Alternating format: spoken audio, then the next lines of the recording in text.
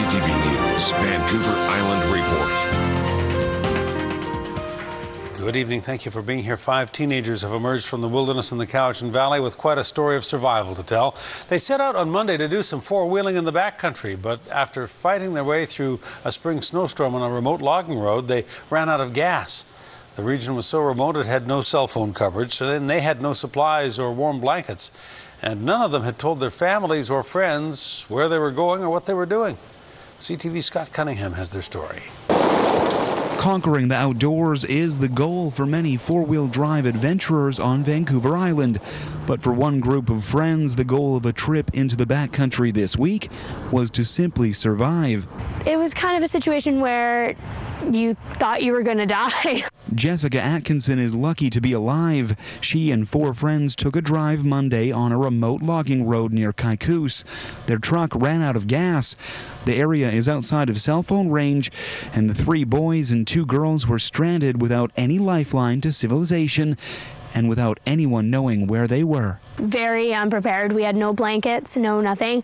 When we first left, I brought 3 granola bars and a pack of crispy minis, and those were eaten within like the first 2 hours we were out there. In a search for help, one of the boys left the truck, but with no cell reception, the remaining 4 at the vehicle had no idea if he ever made it to civilization. Scared and growing more hungry, the 2 girls stepped out into the cold. We hadn't eaten or drank water in over 30 hours by that point. So we were very weak. Jessica and her friend trekked for hours in knee-deep snow. Frostbite and exhaustion set in, and they sat beneath a tree and both fell asleep. Their friend had reached help. RCMP and local fire could not reach the teens because of a storm moving in, but called a group who could. A snowmobile club out of Nanaimo mounted a rescue in the dead of night, finding the girls just in time. 2 girls that we found on the road up, they were frozen. They were cold, wet, and one girl had hypothermia. Rushed from their snowy surroundings, somehow all made it out of the ordeal with minor injuries.